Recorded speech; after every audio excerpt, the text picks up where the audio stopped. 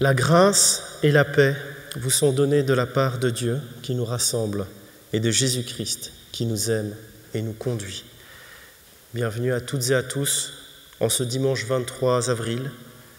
Ce matin, mon frère, ma sœur, que brûle en toi le désir de Dieu, que se creuse en toi la soif de Dieu, que grandisse en toi l'attente de Dieu. Nous prions. Au commencement de ce culte, nous nous souvenons que tu es là, au milieu de nous, Seigneur.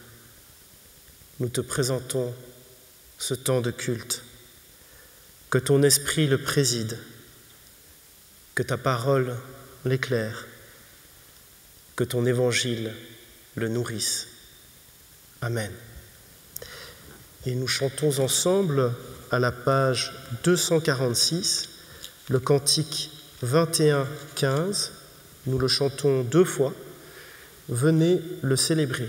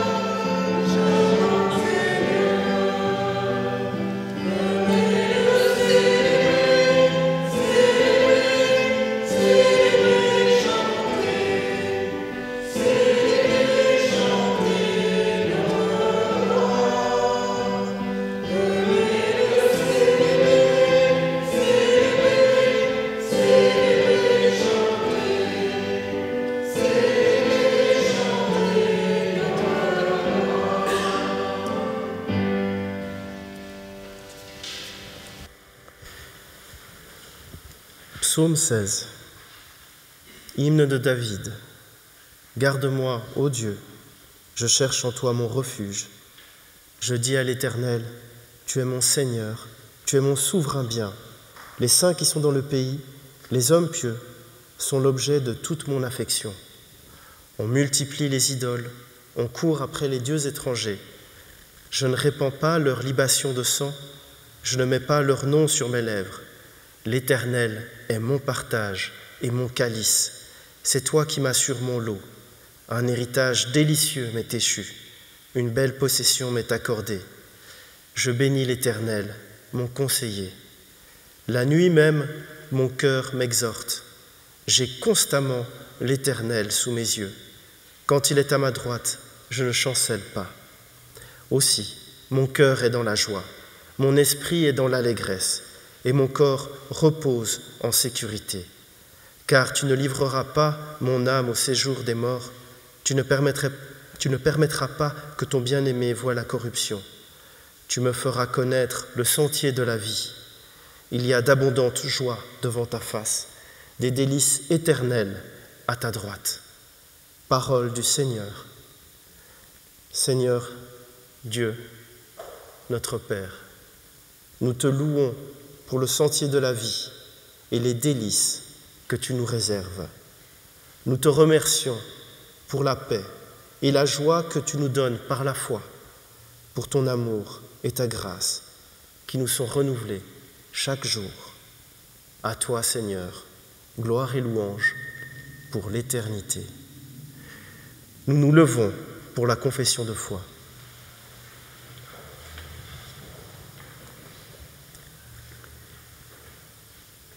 Avec les premiers témoins de Jésus-Christ, nous confessons notre foi. Avec Jean-Baptiste, voici l'agneau de Dieu qui ôte le péché du monde. Avec André, nous avons trouvé le Messie. Avec Nathanaël, tu es le Fils de Dieu, tu es le roi d'Israël. Avec Pierre, tu es le Christ, le Fils du Dieu vivant, tu as les paroles de la vie éternelle. Avec les Samaritains, nous savons que c'est vraiment lui, le Sauveur du monde. Avec le centurion, cet homme était véritablement Fils de Dieu. Avec Marthe, oui Seigneur, je crois que tu es le Christ, le Fils de Dieu qui devait venir dans le monde. Avec Jean, il est la lumière véritable qui éclaire tout homme. Avec les disciples d'Emmaüs, le Seigneur est vraiment ressuscité. Nous chantons ensemble à la page 278 le cantique 23:11 « Je crois en toi, mon Sauveur ressuscité ».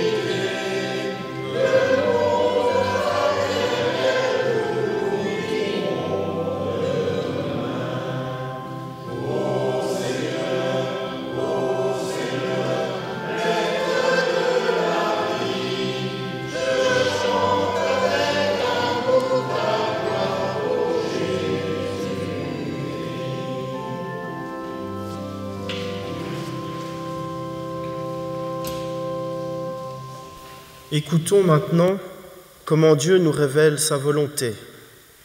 Nous lisons un extrait de la première épître de Pierre.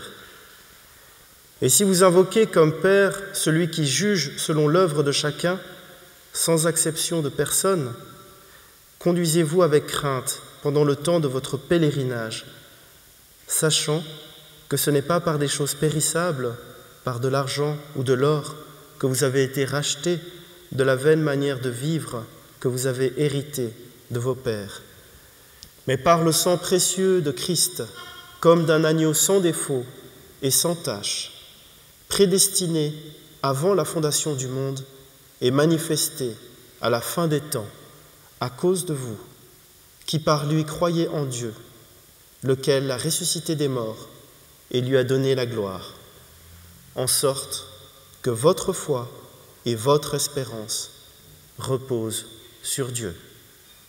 Parole du Seigneur. Je vous invite à la prière.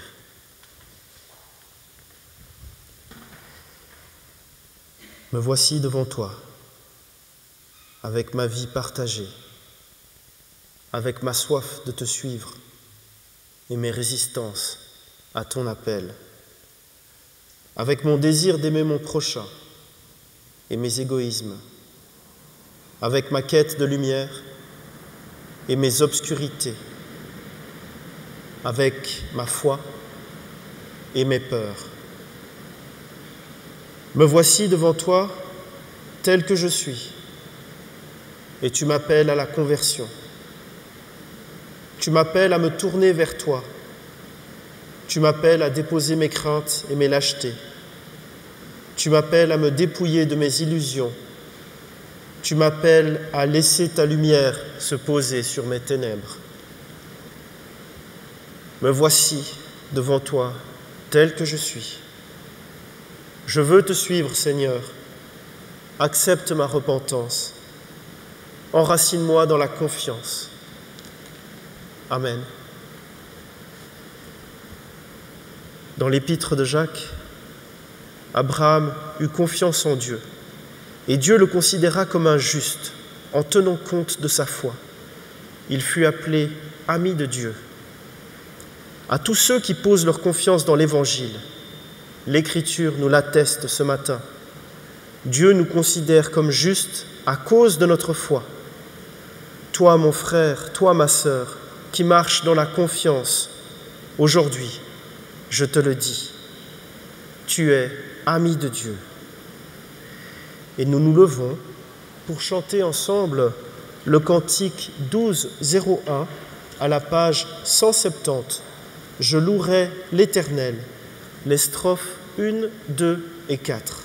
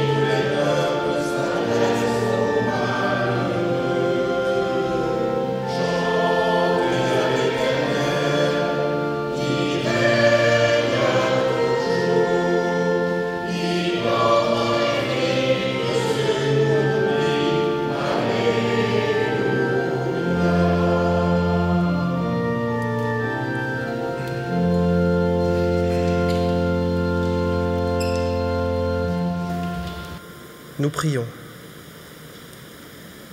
Père, béni sois-tu.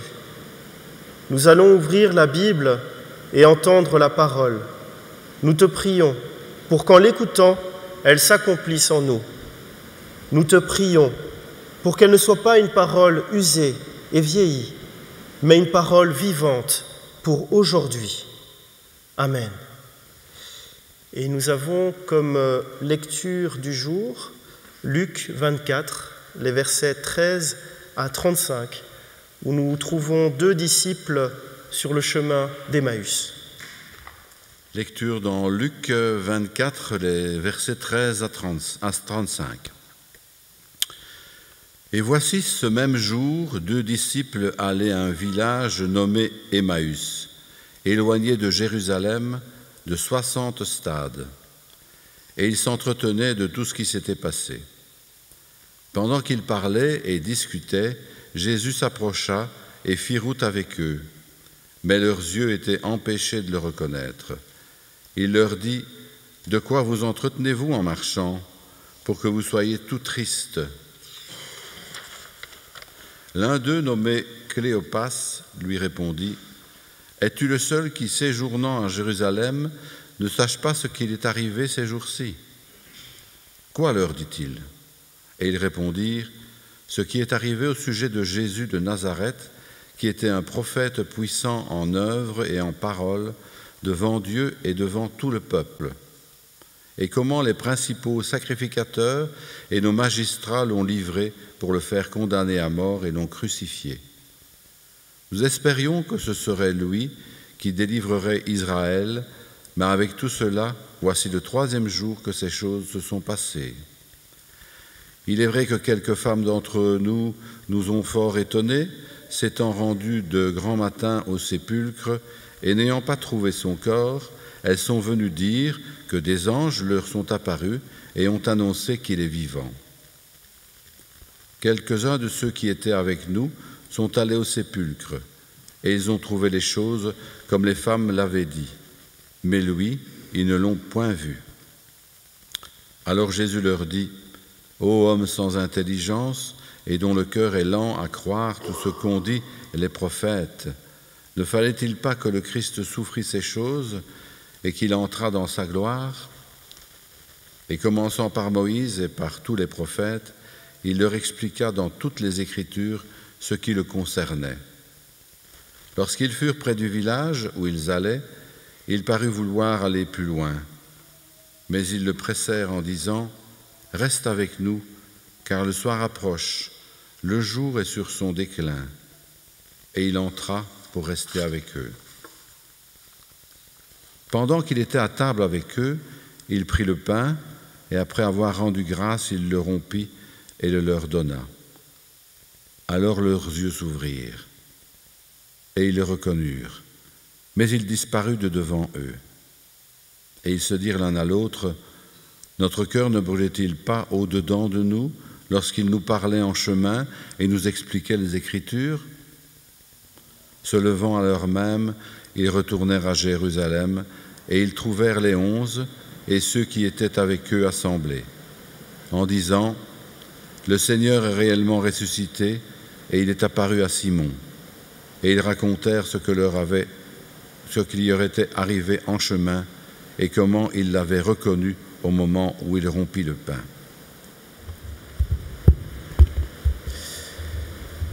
Dans notre lecture du jour, nous nous retrouvons dans les environs de Jérusalem, un petit peu après la découverte du tombeau vide de Jésus. Dans ce récit, nous trouvons 2 disciples qui expriment leurs doutes et leurs interrogations face à cette découverte qu'ils n'ont pas vue eux-mêmes, mais qui leur a été relatée. Ils n'attendent pas une confirmation, ils n'attendent plus rien.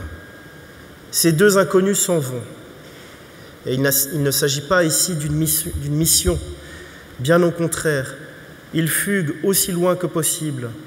Ils vont loin de ceux qui furent leurs amis et compagnons de route.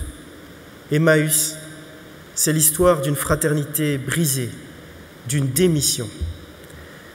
Ces 2 individus sont des anciens disciples du Galiléen. Ils ont marché à ses côtés, écouté sa parole, mangé avec lui, vu les actes que Jésus avait posés. Pourtant, Luc insiste, ils ne le reconnaissent pas lorsqu'ils le croisent sur leur route. Leurs yeux étaient empêchés de le reconnaître. Leurs yeux étaient littéralement saisis, c'est-à-dire comme pris par autre chose. Il n'y a pas vraiment d'explication sur cet aveuglement de circonstances. Mais dans un sens, leur aveuglement rejoint celui du peuple élu, incapable de reconnaître Dieu malgré la parole des prophètes. Jésus est là.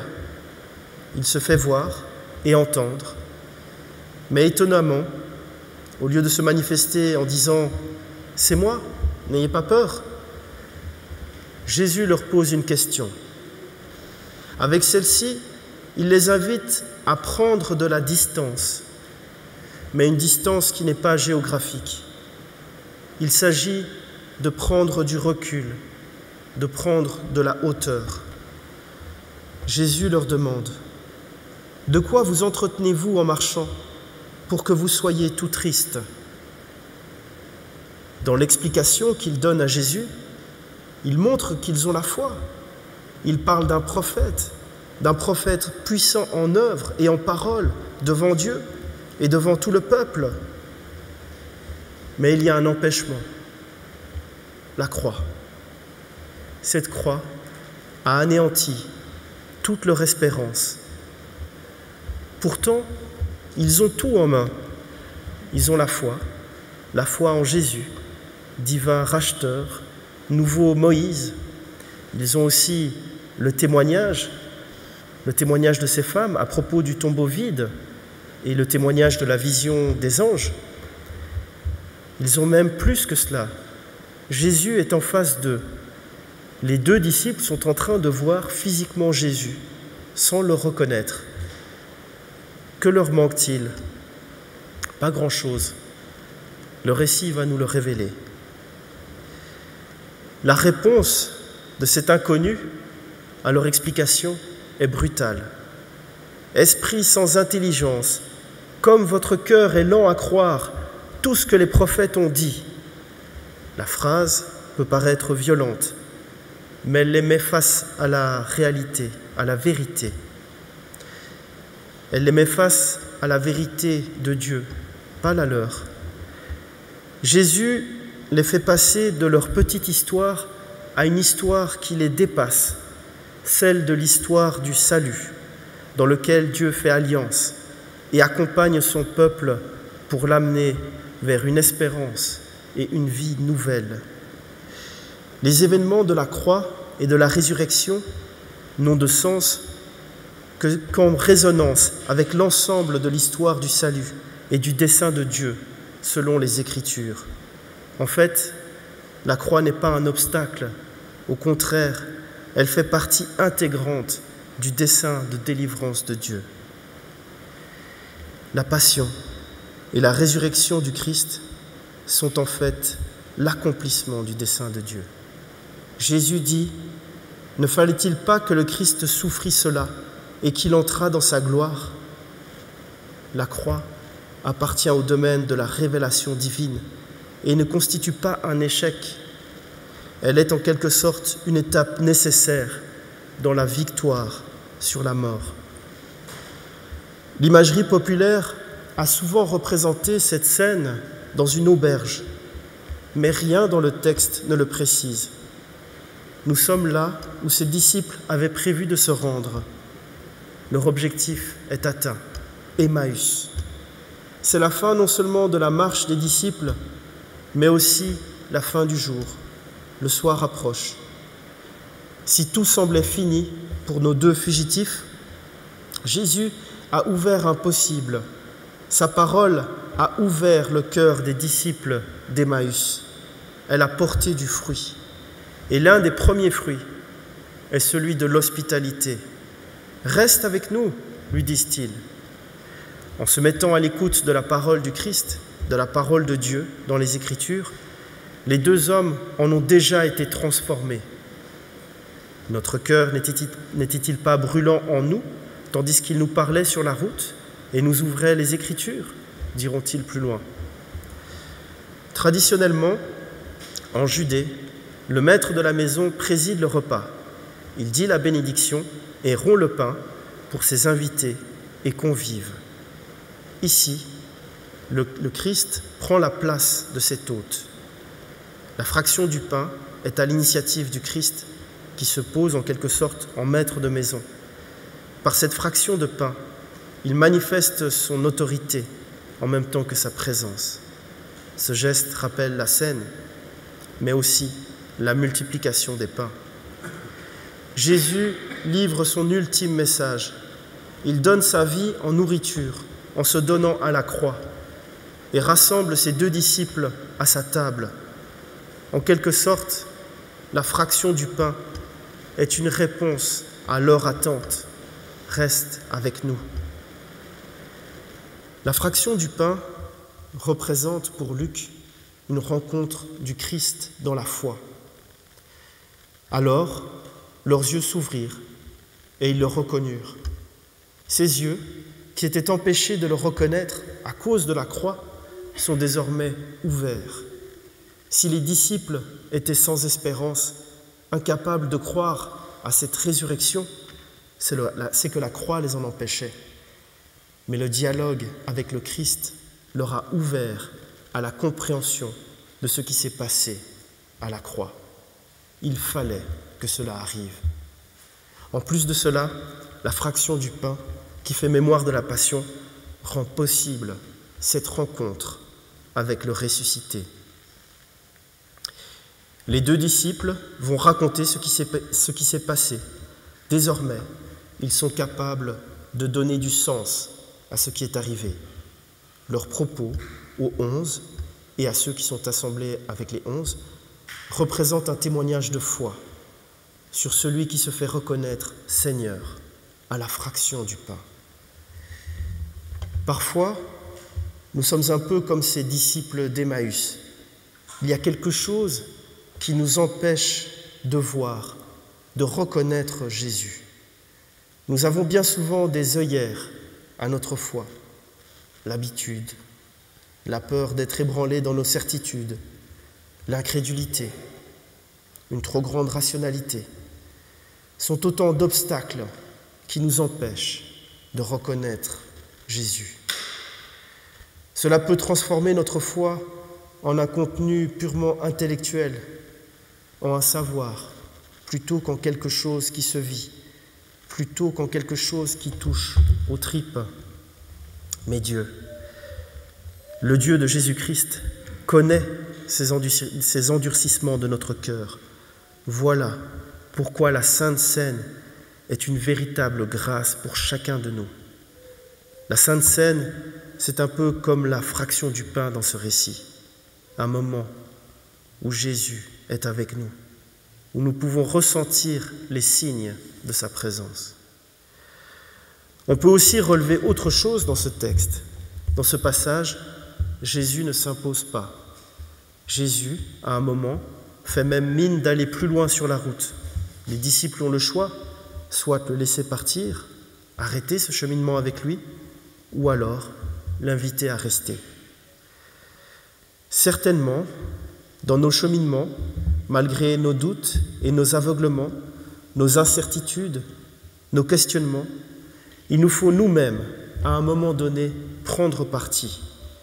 Il nous faut prendre le parti de l'inviter dans nos vies, dans nos maisons. Il y a aussi une autre chose intéressante à relever dans ce récit.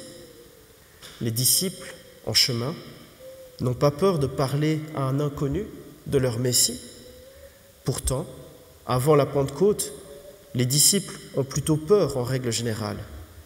Les circonstances font que ce n'est peut-être pas de bon ton de parler de ce Jésus. Or là, non seulement ils en parlent ouvertement, mais en plus, ils proclament leur foi, sans honte, sans peur. Mais encore, le texte nous dit qu'ils sont tristes pour cet homme qui ne semble pas savoir ce qui s'est passé. La voilà, notre mission, celle que chaque chrétien est appelé à vivre, annoncer sans honte, sans peur, ce Christ qui est venu ouvrir nos yeux et nos cœurs. La voilà notre mission, être triste pour celles et ceux qui n'ont pas entendu véritablement l'Évangile. Nous pouvons penser à nos familles, à nos voisins, à nos amis. Ont-ils entendu, ont-ils vraiment déjà entendu parler de Jésus-Christ? Leur avons-nous déjà dit pourquoi nous allons au temple? Leur avons-nous déjà dit avec nos mots ce que l'Évangile du Christ a changé dans nos vies? Arrêtons d'avoir honte. Nous devons être fiers de cet évangile qui apporte la vie, qui apporte l'espérance, qui apporte la joie et offre la paix intérieure. Nous devons être fiers d'avoir cette mission. Et pour cela, Jésus-Christ nourrit notre audace de pain et de vin. Ce pain et ce vin qui rassasient les ventres et les cœurs. Arrêtons d'avoir honte. Montrons à notre entourage que dans notre cheminement, nous sommes passés, comme les disciples d'Emmaüs, de la tristesse à la joie, de l'enfermement à la liberté, du désespoir à l'espérance. Amen.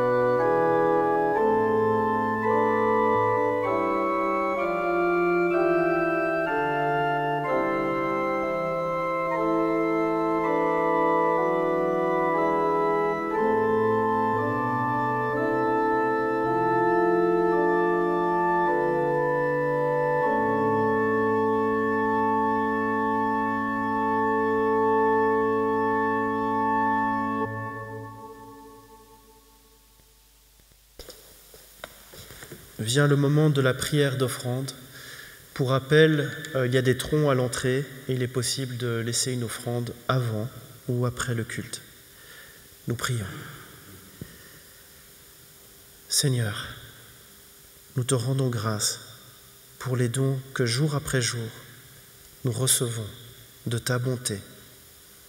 Accepte cette offrande comme un signe de notre amour et de notre consécration à ton service. Amen. Et nous pouvons nous lever pour chanter ensemble à la page 326, le cantique 31-17, « Ô mon peuple, prends courage ».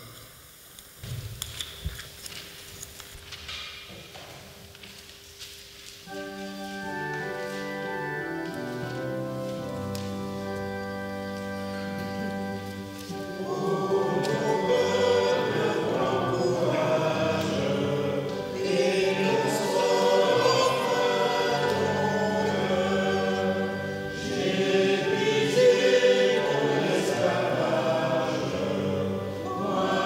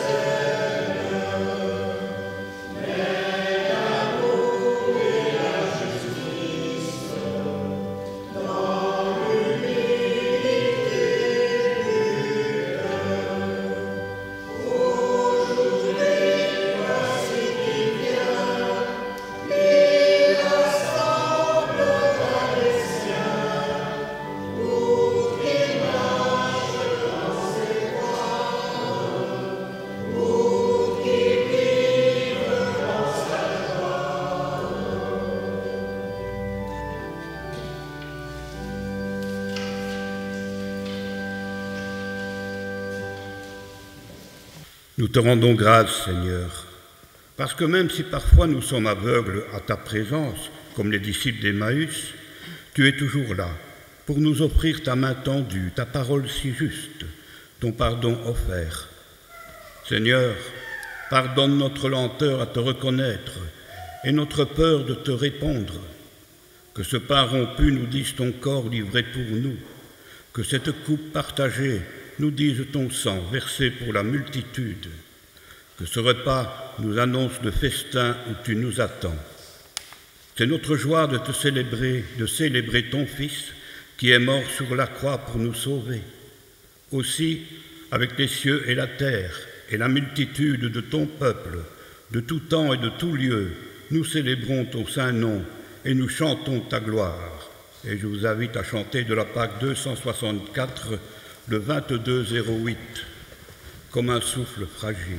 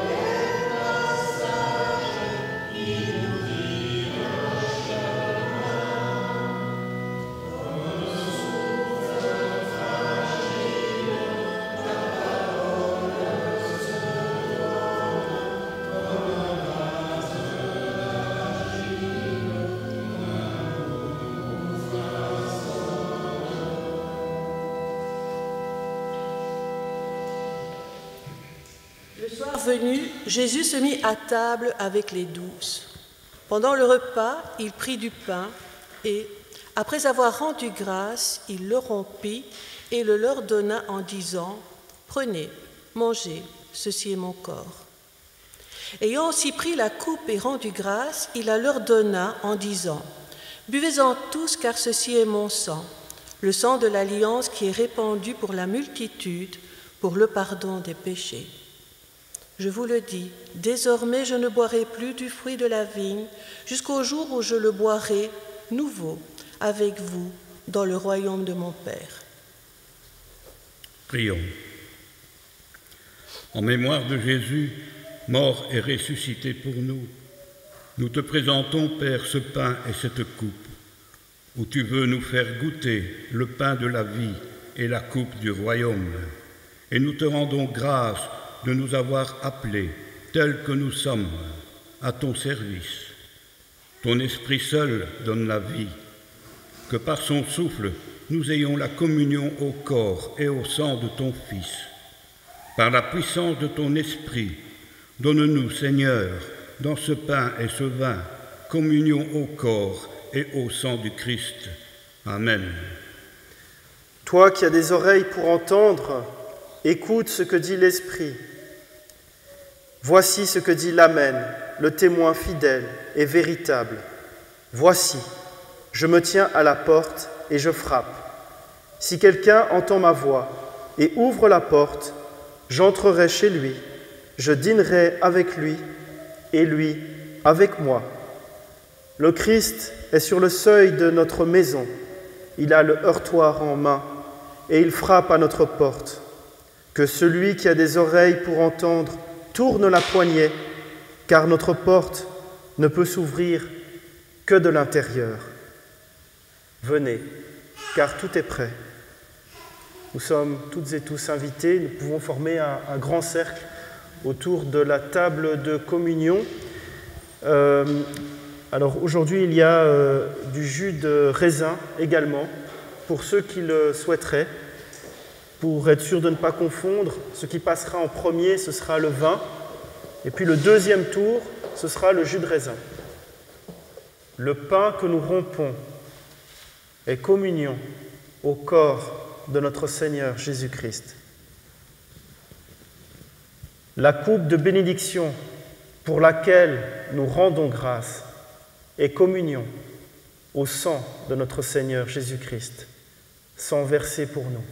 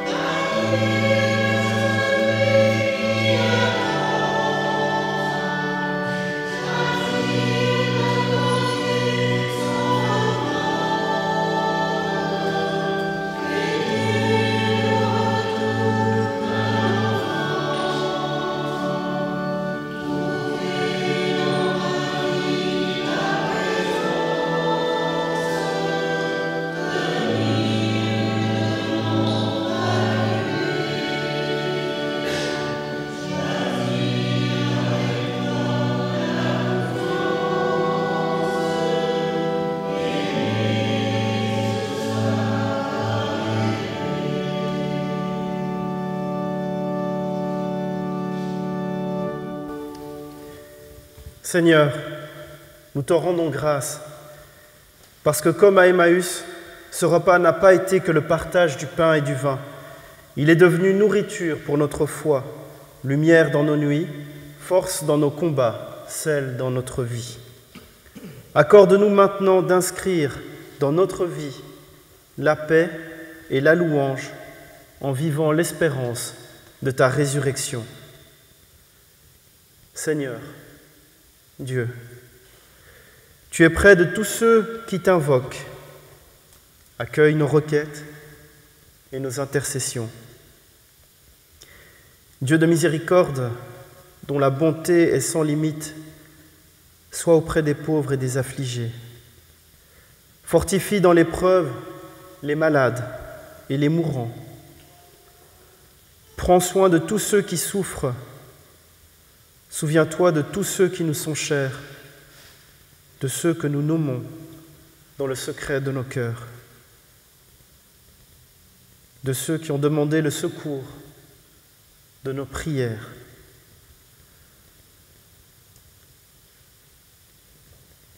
Dieu, Maître du monde, toi qui fais la destinée des nations, assiste dans leur charge ceux qui ont autorité parmi nous. Dirige aussi les chefs des peuples et accorde la paix au monde, afin que nous ayons un peu plus de temps pour te connaître et pour te servir dans la justice et la liberté. Dieu, saint et bon, qui a envoyé ton Fils dans le monde pour rassembler dans l'unité tes enfants dispersés, veille sur ton Église qui combat sur la terre, prends pitié de sa détresse, mets fin à ses divisions, dissipe ses craintes, affermis sa foi. Seigneur, Dieu, tu entends nos prières et tu les exauces au-delà de nos espérances. Accorde aux hommes de ce temps de te connaître et à ton Église de te servir dans l'obéissance de la foi, dans l'attente du jour où tu seras tout en tous, par Jésus-Christ, notre Seigneur. Au nom de Jésus, nous te disons d'un cœur sincère et reconnaissant la prière qui nous a été enseignée. Notre Père qui es aux cieux, que ton nom soit sanctifié, que ton règne vienne, que ta volonté soit faite sur la terre comme au ciel. Donne-nous aujourd'hui notre pain de ce jour. Pardonne-nous nos offenses, comme nous pardonnons aussi à ceux qui nous ont offensés. Ne nous laisse pas à la tentation, mais délivre-nous du mal, car c'est à toi qu'appartiennent le règne, la puissance et la gloire, pour les siècles des siècles. Amen. Allez dans la paix du Christ. Nous pouvons retourner à nos places.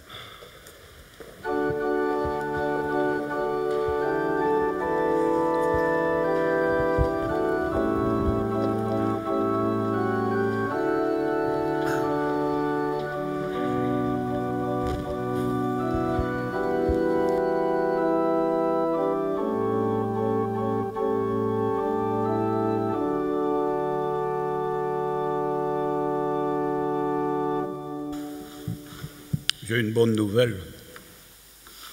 Vous êtes invités après le culte à entourer notre ami Didier. Il nous invite avec son épouse pour son 70e anniversaire. Il y aura des mignardises et autres histoires. Les troncs du 16 avril. Dans le tronc central, il y avait 112 €. Dans le tronc pour l'action pastorale, 120 €. Le second tronc de ce jour est destiné à l'entretien général. Le prochain consistoire se réunira le vendredi 26 mai, dès 9h30. Prochain catéchisme le 26 avril à 17h. La prochaine étude biblique le 28 mai à 14h. Le prochain ciné-débat, changement de date, se fera le 4 juin à 14h également. Et la prochaine réunion de prière œcuménique le 2 mai à 19, le 5 mai, non, le 5 mai à 19h. Alors, le 29 avril à 18h30 à Frameries, repas pour le financement du camp d'été du SPJ. Les inscriptions sont à envoyer à Loïc Lecomte. Les coordonnées sont affichées dans la salle. L'Assemblée synodale extraordinaire du 13 mai se tiendra au Temple du marché aux grains à Bruxelles. Je vous signale que c'est une assemblée ouverte. Quiconque veut y aller, avec bien sûr, non pas le droit de vote bien sûr, mais quiconque veut y aller est libre d'y aller. Et je vous signale que c'est une assemblée quand même assez importante. Le 21 mai, nous aurons la joie d'avoir le baptême d'un petit garnement qui fait beaucoup de bruit dans le fond, mais c'est bien, au moins on entend qu'il vit. Aaron Legris et Ménébel sera baptisé le 21 mai ici pendant le culte. Comme je le disais dans le temps, je l'ai déjà dit plusieurs fois, mais je m'aime bien répéter, les cris d'un enfant dans le fond du temple, c'est une prière pour Dieu.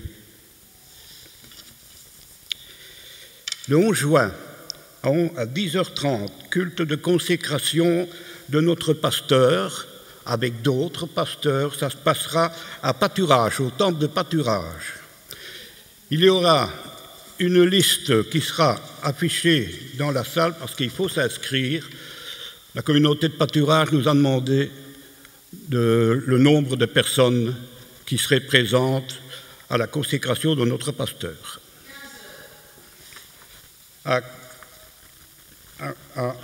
Maman, on va dire 10h30, donc à 15h. Voilà. Merci de votre attention.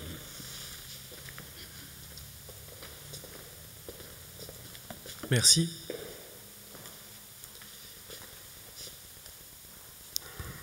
Et nous nous levons pour l'exhortation bénédiction. Le Baal Shem Tov, fondateur d'un mouvement de réveil spécifique au judaïsme, disait « Ce n'est pas de l'humilité que de s'abaisser beaucoup trop, ce n'est pas de l'humilité que d'oublier que l'homme est à même de faire descendre la bénédiction par sa parole et par son attitude. Le plus grand mal, c'est d'oublier que tu es fils de roi. Sais-tu qu'aujourd'hui, tu es enfant de la miséricorde et de l'adoption. Tu es héritier de la promesse et de la libération. Tu es aimé tel que tu es, parce que Dieu est pardon. Alors va, avec la force que tu as, vis, aime, crois et deviens source de bénédiction. Père, Fils et Saint-Esprit. Amen. Et nous chantons ensemble à la page 456 le cantique 34-18, « À toi la gloire ».